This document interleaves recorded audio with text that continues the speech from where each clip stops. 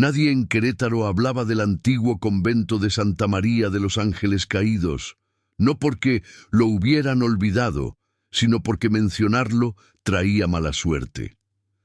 Las abuelas hacían la señal de la cruz cuando pasaban cerca de sus ruinas, y los niños corrían más rápido al atardecer si el viento arrastraba el polvo desde aquella colina.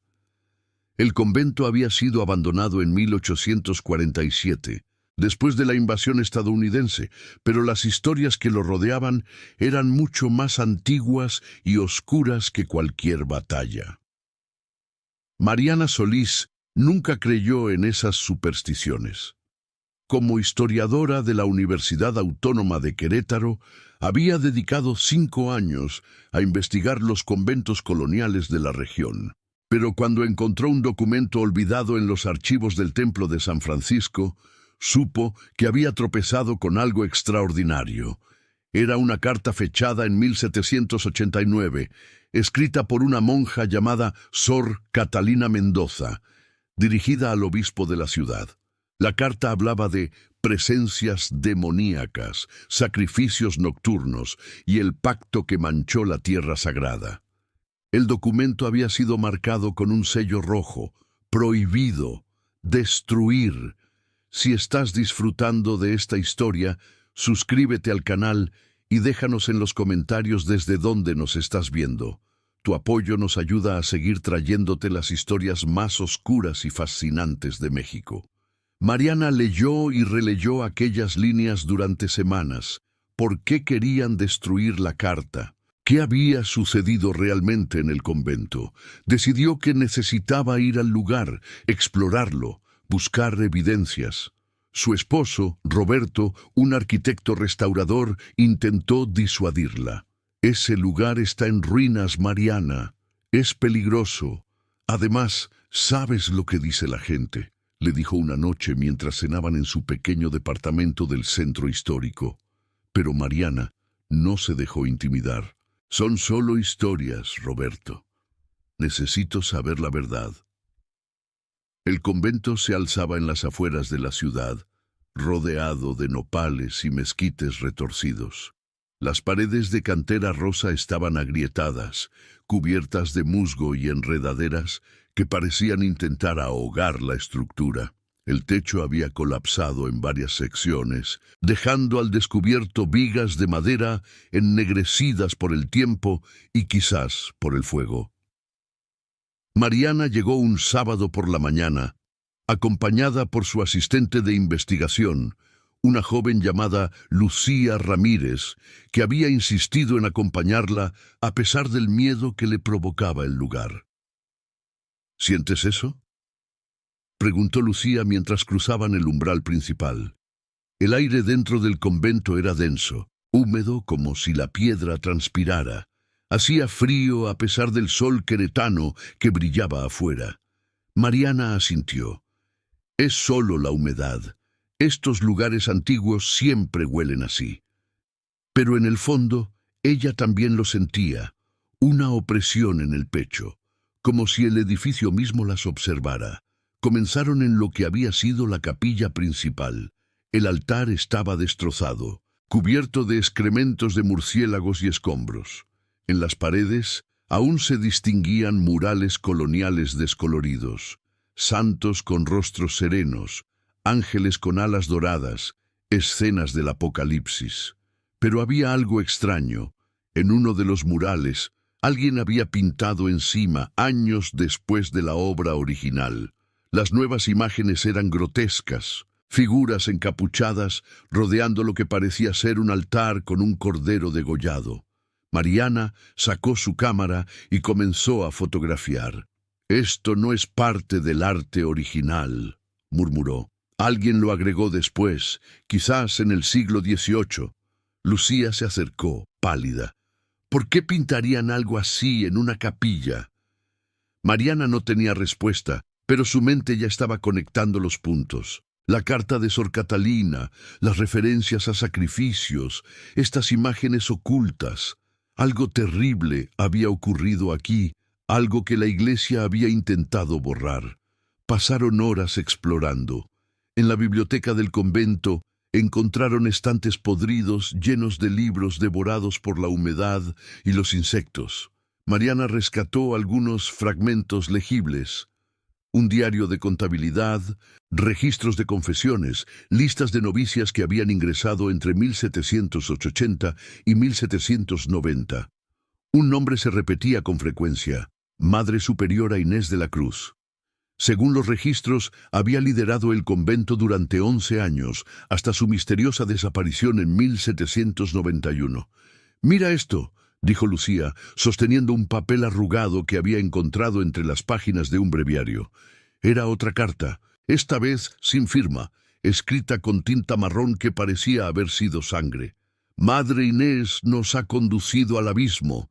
Las hermanas lloran en sus celdas. Escuchamos voces en la noche, voces que nos llaman por nuestros nombres. Dice que es el precio por la salvación, pero yo sé que hemos invocado algo que no debíamos. Dios nos ha abandonado». El corazón de Mariana latía con fuerza. «Tenemos que encontrar las celdas», dijo con determinación. Las celdas de las monjas estaban en el segundo piso, accesibles por una escalera de piedra parcialmente colapsada.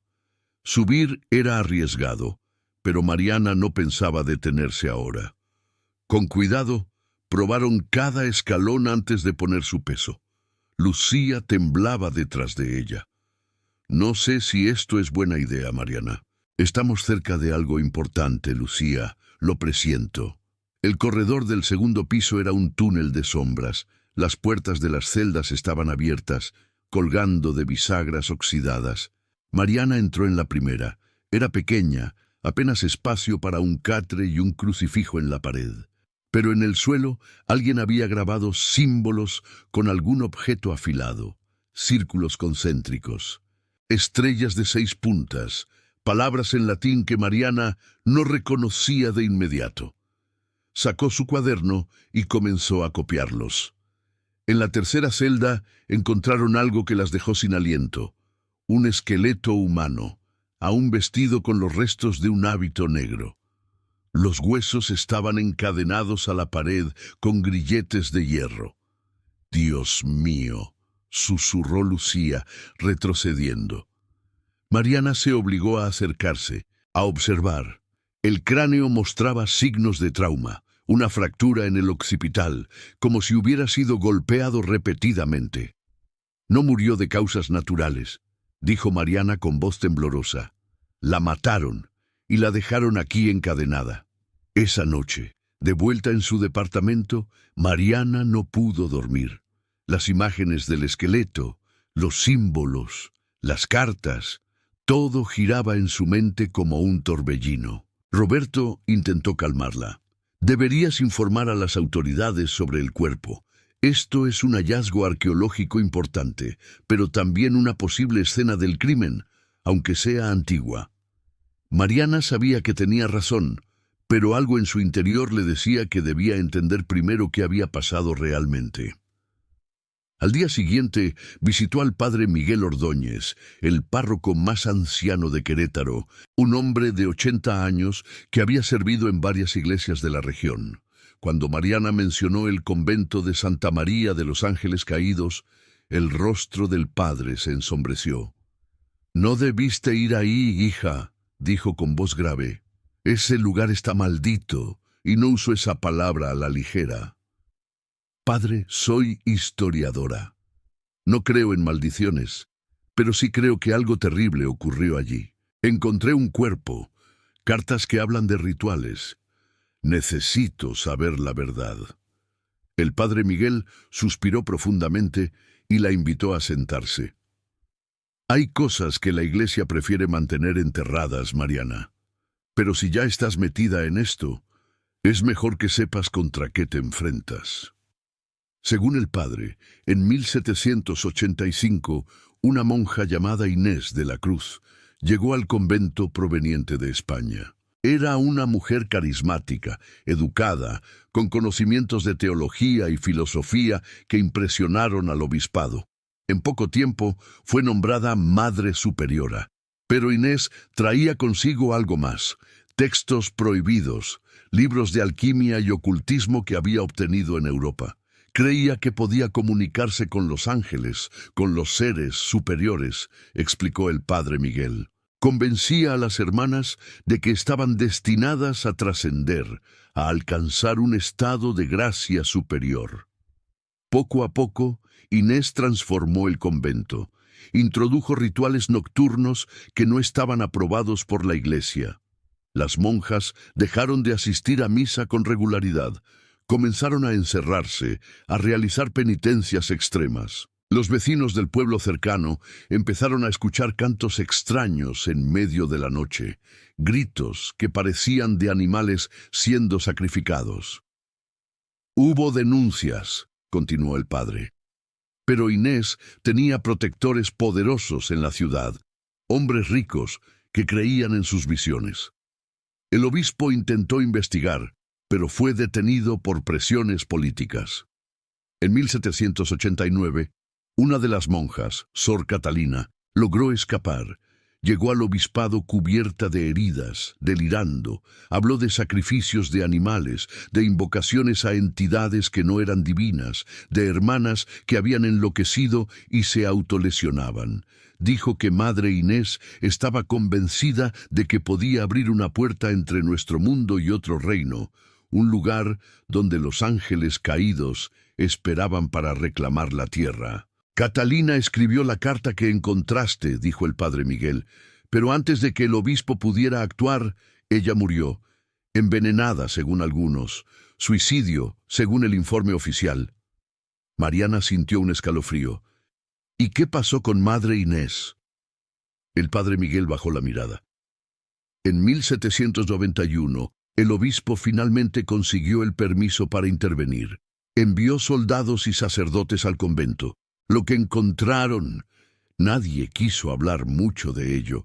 Sangre en las paredes, símbolos demoníacos, varias monjas muertas o en estado catatónico. Pero Madre Inés había desaparecido. Nunca la encontraron. El convento fue cerrado, sellado. Se dijo que el lugar había sido maldecido por las prácticas que se realizaron allí. Durante semanas, Mariana investigó en archivos militares y eclesiásticos. Encontró reportes fragmentados de la intervención de 1791. Uno de ellos mencionaba que habían encontrado una cámara subterránea no registrada en los planos originales del convento. Esto encendió una nueva chispa en Mariana. Si había una cámara secreta, podría contener las respuestas que buscaba. Regresó al convento, esta vez con Roberto y un equipo pequeño. Lucía, un estudiante de arqueología llamado David, y un electricista que instaló generadores y luces temporales. Si vamos a explorar sótanos, necesitamos luz, había insistido Roberto. El ambiente en el convento parecía más denso que antes, como si el edificio supiera que habían vuelto. El viento gemía a través de las ventanas rotas, creando un sonido casi humano. Exploraron la capilla nuevamente, buscando accesos ocultos. Fue David quien encontró algo. Una losa en el suelo, cerca del altar destruido, con marcas que sugerían que había sido movida repetidamente. Entre los cuatro, lograron levantarla. Debajo había una escalera de piedra que descendía a la oscuridad. El olor que subía era nauseabundo, tierra húmeda, moho y algo más, algo dulzón y descompuesto. «No voy a bajar ahí», dijo Lucía, retrocediendo. Mariana no la culpaba, pero ella misma tenía que ver. Roberto tomó su mano. «Voy contigo». Descendieron con linternas y máscaras improvisadas para filtrar el aire. La escalera tenía unos 20 escalones, terminando en un pasillo de piedra tallada. Las paredes estaban cubiertas de inscripciones. Oraciones en latín mezcladas con símbolos que Mariana reconocía de textos ocultistas medievales, pentagramas invertidos, sellos demoníacos, invocaciones a entidades como Belial y Astarot. El pasillo llevaba a una cámara circular de unos 10 metros de diámetro. En el centro había un altar de piedra negra, manchado con lo que parecía ser sangre antigua. Alrededor del altar, candelabros de hierro oxidado aún sostenían velas consumidas. Pero lo más perturbador eran las jaulas. Había 6 jaulas pequeñas, de hierro forjado, distribuidas alrededor de la cámara. 5 estaban vacías, pero en una de ellas había restos humanos. Huesos pequeños, de un niño o adolescente. Roberto maldijo en voz baja. Esto es un lugar de rituales satánicos. Mariana se acercó al altar. Sobre él había un libro, milagrosamente preservado en una caja de metal sellada. Lo abrió con manos temblorosas. Era un grimorio, escrito en latín y castellano antiguo, con el nombre Inés de la Cruz, en la primera página. Las páginas contenían instrucciones detalladas para rituales, invocaciones, sacrificios. Una sección hablaba de abrir el portón de las sombras mediante el sacrificio de almas puras. Mientras Mariana leía, una corriente de aire helado recorrió la cámara, apagando algunas de las luces que habían instalado. Roberto miró alrededor, nervioso. Mariana, deberíamos irnos. Pero ella estaba absorta en el texto. En las últimas páginas, encontró entradas que parecían un diario personal de Inés.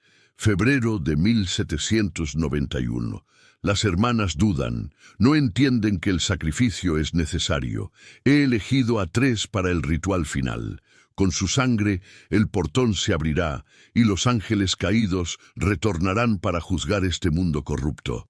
Aquellos que permanezcan fieles compartirán su gloria eterna. Estaba completamente loca, murmuró Mariana. Pero entonces leyó la última entrada, fechada el 15 de marzo de 1791, el día antes de la intervención militar. Hoy es el día. Los soldados vienen, pero ya es tarde. El ritual está completo. He cruzado el portón. Esperaré del otro lado. Este convento es ahora un nexo. Aquellos que busquen perturbar lo que he construido pagarán el precio. La puerta permanece abierta, esperando. Un ruido sordo resonó en la cámara, como si algo pesado hubiera caído en el piso superior. Roberto tomó el brazo de Mariana. Nos vamos, ahora. Subieron rápido, con el grimorio bajo el brazo de Mariana. Cuando llegaron a la capilla, David y Lucía estaban pálidos, mirando hacia el altar. Algo se movió allí, dijo David, señalando las sombras detrás de los escombros. Algo grande. No esperaron a ver qué era. Salieron corriendo del convento, con el corazón latiendo desbocado. Una vez en el auto, mientras se alejaban, Mariana miró por el espejo retrovisor. En una de las ventanas del segundo piso, le pareció ver una figura oscura observándolos. Una figura con el contorno de una mujer vestida con hábito de monja. De vuelta en la universidad, Mariana entregó el grimorio a la biblioteca de manuscritos raros para su preservación y estudio. La noticia del hallazgo se extendió rápidamente en círculos académicos. Investigadores de historia religiosa, antropólogos y hasta psicólogos mostraron interés en el caso del convento. Las autoridades forenses recuperaron los restos humanos encontrados tanto en la celda como en la cámara subterránea. Los análisis confirmaron que algunos de los huesos tenían más de 200 años, pero mientras la comunidad académica celebraba el descubrimiento, cosas extrañas comenzaron a suceder alrededor de Mariana. Primero fueron pesadillas. Sueños en los que caminaba por los pasillos del convento, seguida por figuras encapuchadas que susurraban su nombre. Luego comenzó a escuchar cosas, voces femeninas que cantaban en latín cuando estaba sola en su oficina, sombras que se movían en su visión periférica. Roberto notó el cambio en ella. «No has dormido bien desde que trajimos ese libro», le dijo una noche. «Quizás deberías tomarte un descanso de la investigación». Pero Mariana no podía parar. Sentía que había algo más, algo que aún no entendía completamente. Comenzó a investigar más sobre Inés de la Cruz. Rastreó su origen hasta un pequeño pueblo en Extremadura, España. Allí encontró registros de que Inés había sido expulsada de un monasterio en 1782 por prácticas heréticas. En un archivo parroquial español encontró una carta del abad de ese monasterio advirtiendo al obispado de la Nueva España que Inés era una mujer de conocimientos peligrosos, influenciada por textos prohibidos de la Orden del Dragón Negro. La Orden del Dragón Negro era una sociedad secreta del siglo XVII, supuestamente dedicada a la invocación de ángeles caídos y demonios. Habían sido perseguidos por la Inquisición y aparentemente exterminados. Pero si Inés tenía conexión con ellos, significaba que su conocimiento era más profundo y peligroso de lo que nadie imaginaba. Una noche, mientras trabajaba tarde en su oficina, Mariana escuchó pasos en el pasillo. La universidad estaba cerrada, el edificio vacío. Se asomó a la puerta. El pasillo estaba oscuro, las luces de emergencia parpadeaban. «¿Roberto?», llamó, aunque sabía que su esposo estaba en casa. Nadie respondió. Los pasos continuaron, acercándose. Mariana cerró la puerta con llave y retrocedió hacia su escritorio. Los pasos se detuvieron justo frente a su puerta. Luego, silencio. Esperó 5 minutos que se sintieron como horas. Finalmente, abrió la puerta con cuidado. El pasillo estaba vacío, pero en el suelo frente a su puerta había algo que hizo que su sangre se congelara. Un rosario antiguo de cuentas negras, idéntico a los que había visto en las ilustraciones del grimorio de Inés. Lo recogió con manos temblorosas. Estaba frío, tan frío que quemaba. A la mañana siguiente, Mariana visitó nuevamente al padre Miguel. Le mostró el rosario. El anciano sacerdote palideció. «¿Dónde conseguiste esto?»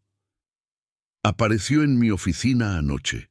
El padre Miguel hizo la señal de la cruz. «Mariana, esto es muy serio. Este tipo de objetos pueden ser conductos.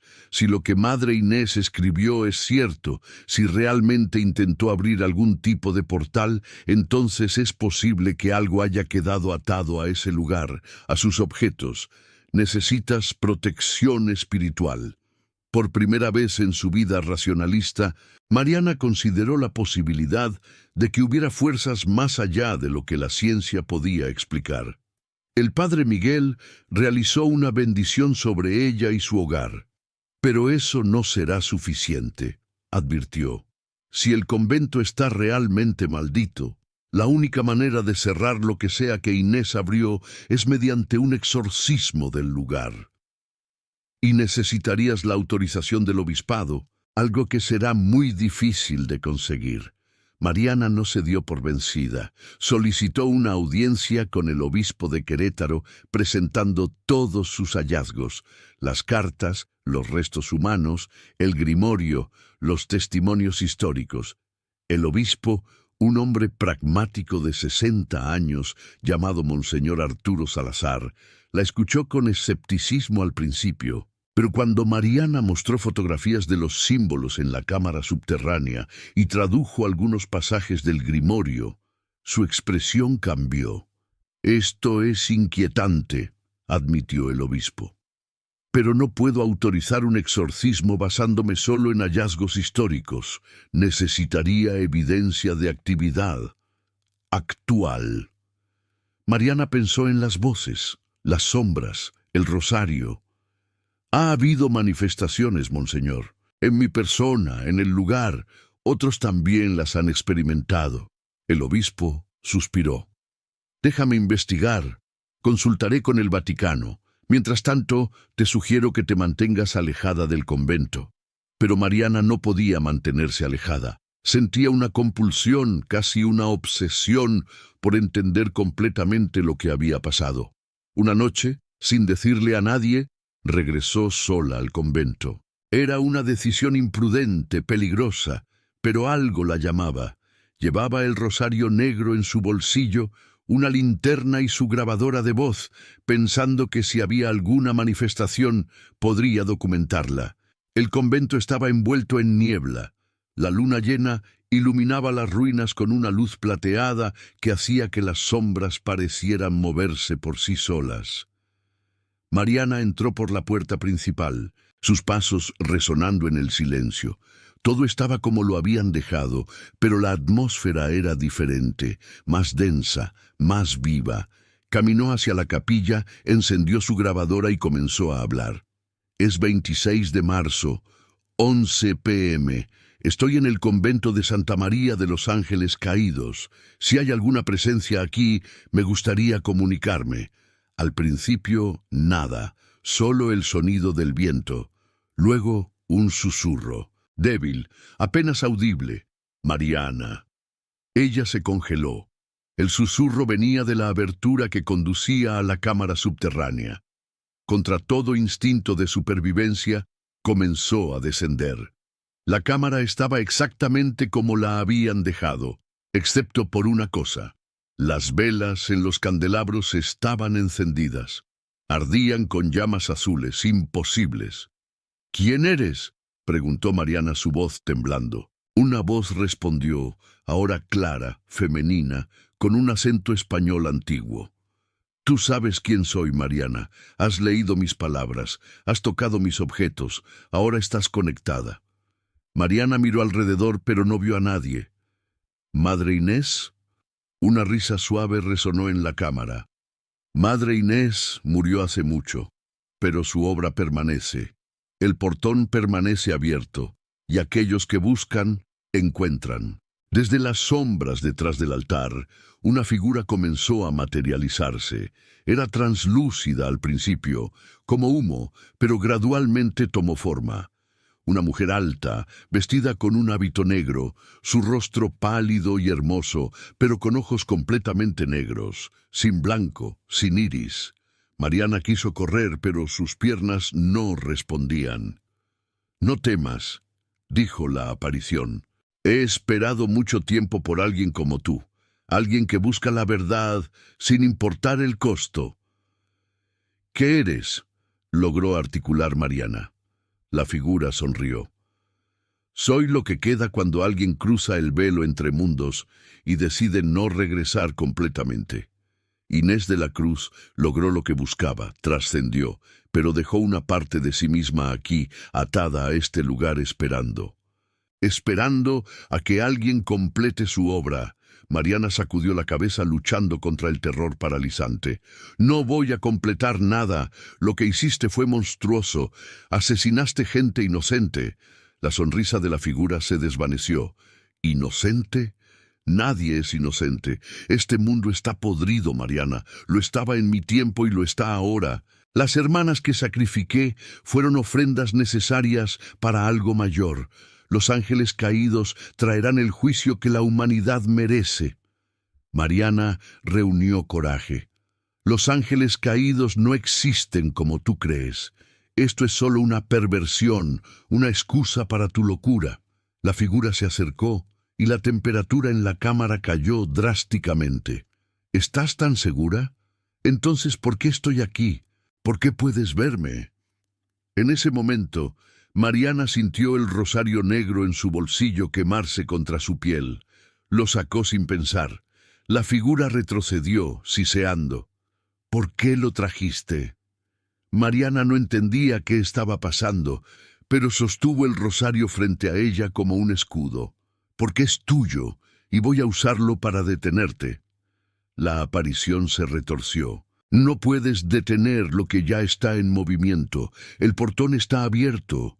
Otros vendrán después de ti, y alguno completará la obra». Las llamas azules de las velas explotaron, llenando la cámara de humo. Mariana aprovechó el momento para correr hacia la escalera. Subió tan rápido como pudo, escuchando gritos y susurros detrás de ella. Salió a la capilla, tropezó, se levantó y corrió hacia la salida. Solo cuando estuvo fuera, bajo la luz de la luna, se atrevió a mirar atrás. En las ventanas del convento vio docenas de figuras oscuras observándola. No solo Inés, todas las monjas que habían muerto allí, todas atrapadas, todas esperando. Mariana condujo de regreso a la ciudad en estado de shock. Cuando llegó a su departamento, Roberto la estaba esperando, furioso y preocupado. «¿Dónde estabas? Te he estado llamando por horas». Ella colapsó en sus brazos llorando. «Lo vi, Roberto, vi a Inés, o lo que queda de ella. Ese lugar no es solo historia, es real. Lo que escribió es real». Roberto la abrazó sin saber qué decir. Nunca había visto a su esposa tan aterrorizada. Los siguientes días fueron un torbellino. Mariana escuchó la grabación que había hecho en el convento. La conversación con la aparición estaba allí, clara, innegable. Llevó la grabación al padre Miguel y al obispo Salazar. «Esto es evidencia suficiente», dijo el obispo después de escucharla 3 veces. «Iniciaré los procedimientos para un exorcismo del lugar, pero necesitarás cooperar como testigo». Mariana asintió. Haría lo que fuera necesario para cerrar lo que Inés había abierto. El exorcismo fue programado para 2 semanas después. El Vaticano envió a un exorcista experimentado, el padre Antonio Becerra, un jesuita de origen mexicano que había participado en varios casos documentados de posesión y lugares malditos. Llegó a Querétaro con un equipo pequeño, 2 sacerdotes asistentes y una monja que era teóloga especializada en demonología. Mariana se reunió con ellos para compartir todo lo que sabía. «Este caso es particularmente complejo», explicó el padre Becerra durante la reunión. «No estamos lidiando con una simple posesión. Según lo que describes, Madre Inés intentó crear un nexo permanente entre nuestro mundo y una dimensión espiritual asociada con entidades caídas. Si tuvo éxito, aunque sea parcialmente, cerrar ese nexo requerirá un ritual de exorcismo prolongado y peligroso». Mariana preguntó: «¿Peligroso en qué sentido?». El sacerdote la miró seriamente. «Estas entidades no se irán sin luchar. Atacarán a cualquiera que participe en el ritual, física, mental y espiritualmente». El día del exorcismo amaneció gris y ventoso. Un grupo de unas 20 personas se reunió en el convento. Los sacerdotes, Mariana y Roberto, Lucía, el padre Miguel y varios representantes del obispado. Habían traído agua bendita, crucifijos, textos litúrgicos y sal consagrada. El plan era comenzar en la cámara subterránea, el epicentro de la actividad, y luego proceder a bendecir y exorcizar cada sección del convento. Descendieron a la cámara. Esta vez no había velas encendidas, pero la opresión en el aire era palpable. El padre Becerra organizó a su equipo alrededor del altar negro. Comenzaron con oraciones de protección, formando un círculo con sal consagrada. Mariana y los demás observaban desde la entrada de la cámara. El sacerdote abrió su ritual, leyendo en latín del Rituale Romanum: «Exorcizo te, omnis spiritus immunde, in nomine Dei Patris omnipotentis». Inmediatamente la temperatura cayó. Un viento helado surgió de la nada, apagando algunas de las linternas. Las paredes comenzaron a sudar, gotas rojas que parecían sangre. El padre Becerra no se detuvo, continuó con el ritual, su voz firme y fuerte. Entonces las voces comenzaron, docenas de voces femeninas gritando, suplicando, maldiciendo: «Deténganse, no saben lo que hacen, él vendrá, el portón debe permanecer abierto». Mariana cubrió sus oídos, pero las voces resonaban dentro de su cabeza. Lucía comenzó a llorar. Roberto la sostuvo. El padre Becerra levantó su crucifijo. «En el nombre de Jesucristo, ordeno a toda entidad maligna que abandone este lugar. Este lugar será purificado y consagrado». Las jaulas de hierro comenzaron a vibrar violentamente. Una de ellas se desprendió de su soporte y voló hacia el sacerdote. Uno de los asistentes logró interceptarla con su cuerpo, recibiendo un golpe brutal en el hombro. La figura de Inés se materializó nuevamente, esta vez más sólida, más real. Su rostro estaba contorsionado en rabia. No puedes cerrar lo que está destinado a estar abierto. Somos legión, somos eternas. Detrás de ella, otras figuras comenzaron a aparecer. Las monjas muertas, con ojos vacíos y bocas abiertas en gritos silenciosos. El padre Becerra roció agua bendita en su dirección. Donde el agua tocaba las apariciones, éstas chillaban y retrocedían humeantes. Continúen con las oraciones, ordenó el exorcista a sus asistentes. Juntos intensificaron el ritual, cantando letanías, invocando la protección divina. La batalla espiritual duró horas. En varios momentos pareció que las entidades ganarían. Objetos volaban, los sacerdotes eran empujados, había gritos que hacían sangrar los oídos. Pero el padre Becerra no cedió. Finalmente, cuando el sol comenzó a ponerse afuera, algo cambió. Las apariciones comenzaron a desvanecerse, una por una. Inés fue la última en irse. Miró directamente a Mariana con odio puro. Esto no es el final. El portón permanece. Otros lo encontrarán. Luego, con un grito desgarrador, se disolvió en humo negro que fue absorbido por el altar de piedra. El padre Becerra, agotado, vertió agua bendita sobre el altar. La piedra negra comenzó a agrietarse, luego a desmoronarse, convirtiéndose en polvo. Cuando el polvo se asentó, todo estaba en silencio. La opresión había desaparecido. El aire era normal nuevamente. Durante los siguientes 3 días, el padre Becerra y su equipo bendijeron cada centímetro del convento. Sellaron la entrada a la cámara subterránea con concreto. Colocaron reliquias sagradas en las paredes. Finalmente, el obispo Salazar consagró el lugar nuevamente como tierra sagrada. Este lugar ha sido liberado, declaró, pero debe ser vigilado, no puede quedar abandonado nuevamente. Mariana propuso una solución. La universidad podría adquirir el convento, restaurarlo y convertirlo en un museo y centro de investigación histórica. Mantenerlo activo, lleno de vida y luz, evitaría que la oscuridad regresara. El obispado aceptó la propuesta. Durante los siguientes 2 años, Mariana lideró el proyecto de restauración. El convento fue transformado. Las ruinas fueron estabilizadas, las paredes reparadas, las pinturas murales restauradas. La historia completa de lo que había ocurrido allí fue documentada en exhibiciones educativas. Pero Mariana nunca habló públicamente sobre lo que había visto durante el exorcismo. Ese conocimiento lo guardó para ella, para Roberto, para los sacerdotes que habían estado allí. En su corazón sabía que las últimas palabras de Inés contenían una verdad inquietante. Aunque habían cerrado ese portal específico, la atracción humana por lo prohibido, por lo oscuro, nunca desaparecería. Siempre habría otros buscando poder más allá de lo natural. El Museo del Convento abrió en el otoño de 2025. Fue un éxito inmediato, atrayendo a estudiantes, investigadores y turistas de todo México.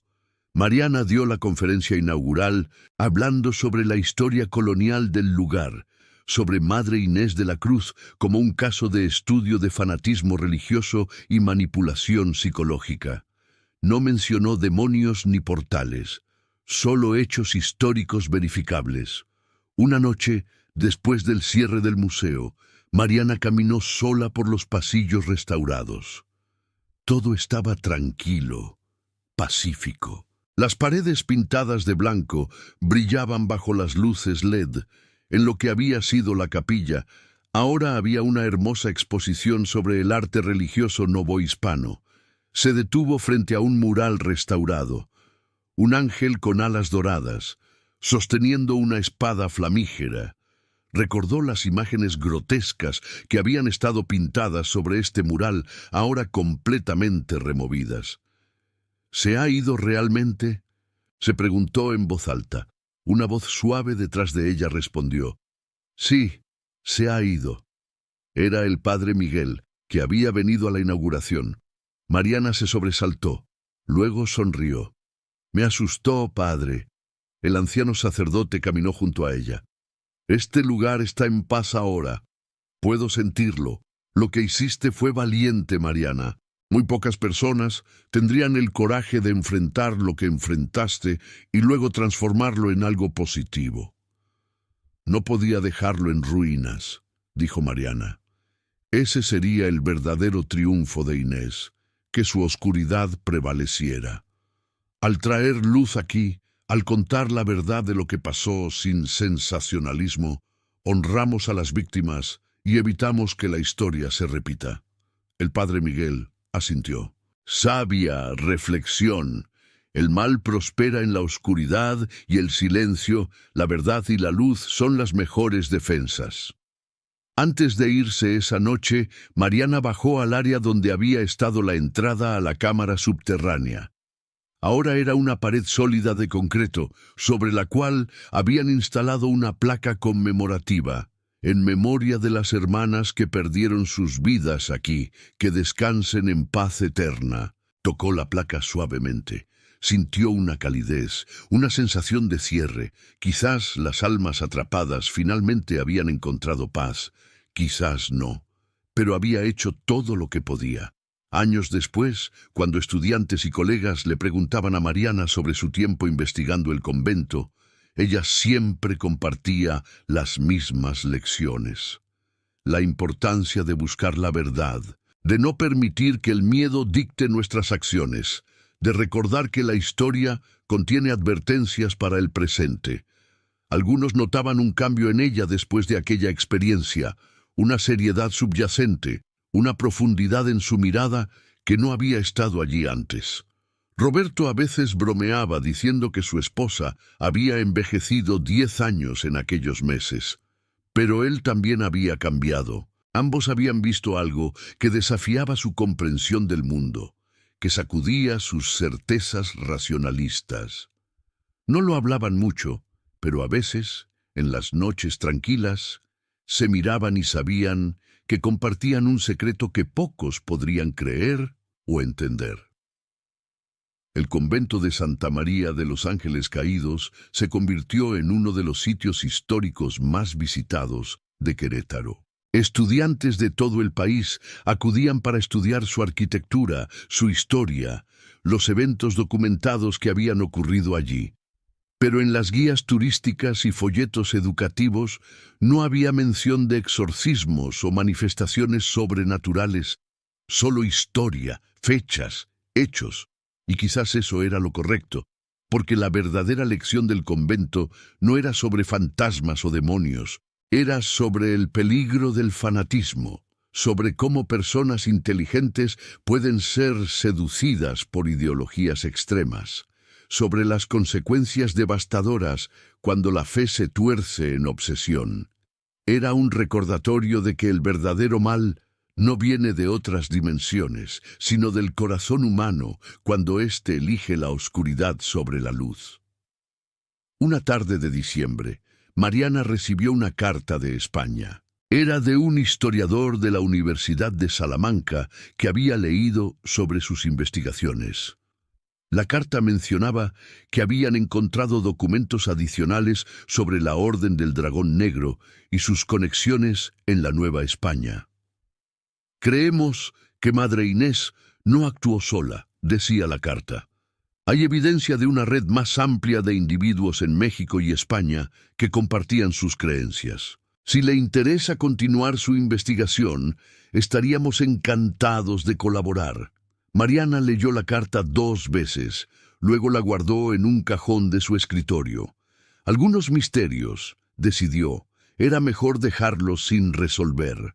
Había dedicado suficiente de su vida a desentrañar los secretos oscuros del convento.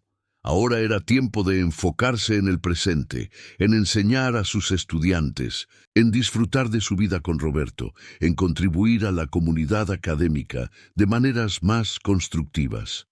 Pero a veces, en sus sueños, aún caminaba por los pasillos del convento como había sido en 1791. Veía a las monjas en sus celdas, escuchaba sus oraciones, sus gritos, Veía a Inés de la Cruz, joven y carismática, convenciendo a mujeres devotas de seguirla hacia el abismo. Y se despertaba con el corazón acelerado, recordando las palabras de la aparición: «Otros vendrán después de ti, y alguno completará la obra». Era eso cierto. El mal que Inés había intentado invocar aún esperaba en algún lugar más allá del velo, buscando otra oportunidad, otro portal. Mariana no lo sabía. Lo que sí sabía era que mientras hubiera personas dispuestas a buscar la verdad, a defender la luz contra la oscuridad, a recordar las lecciones del pasado, había esperanza. Y en ese pensamiento encontraba consuelo. El convento permanece hoy como testimonio silencioso de una época turbulenta, de fe pervertida y redención difícil. Sus paredes restauradas albergan estudiantes y visitantes, risas y conversaciones, luz y vida. El lugar que una vez fue símbolo de oscuridad, ahora brilla como un faro de conocimiento y memoria. Y aunque los vientos nocturnos aún gimen a través de sus corredores, ahora suenan como suspiros de alivio, no gemidos de tormento. Mariana Solís continuó su carrera como una de las historiadoras más respetadas de México. Publicó varios libros, recibió reconocimientos nacionales, formó a generaciones de estudiantes, pero ninguna de sus otras investigaciones la marcó tanto como el convento de Santa María de los Ángeles Caídos. Era su obra maestra y su cruz, su mayor logro y su secreto más oscuro. Y si alguna vez alguien le preguntaba si creía en lo sobrenatural, en demonios y ángeles caídos, ella simplemente sonreía y decía: «Creo en la capacidad humana para el bien y el mal. Creo en la importancia de elegir la luz. Todo lo demás son solo historias». Pero en sus ojos, aquellos que la conocían bien podían ver algo más.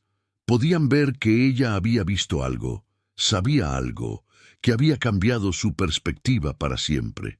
El convento maldito de Querétaro, como aún lo llamaban algunos lugareños a pesar de su transformación, se alzaba en la colina como siempre lo había hecho. Pero ahora, en lugar de ser temido, era respetado. En lugar de ser evitado, era visitado. La maldición, si alguna vez existió realmente, había sido rota. O al menos, eso es lo que todos querían creer. Y quizás, solo quizás creer era suficiente para que fuera verdad. Porque al final, la fe y el miedo son dos caras de la misma moneda. Ambos dan forma a nuestra realidad basándose en lo invisible. La diferencia está en qué elegimos alimentar: la esperanza o el terror, la luz o la oscuridad. Mariana había hecho su elección, y al hacerlo, había ayudado a transformar un lugar de horror en un espacio de aprendizaje y recuerdo. Esa era su verdadera victoria, más allá de cualquier batalla sobrenatural que pudiera o no haber librado. El secreto que nadie cuenta sobre el convento maldito de Querétaro no es sobre rituales satánicos o portales demoníacos. Es sobre cómo el silencio y el miedo permiten que la oscuridad persista. Es sobre la valentía requerida para enfrentar verdades incómodas y transformarlas en sabiduría. Es sobre recordar que la historia no es solo el pasado, sino una guía para el presente y el futuro. Y es sobre entender que los verdaderos monstruos no son las sombras en edificios antiguos, sino las sombras que permitimos crecer en nuestros propios corazones.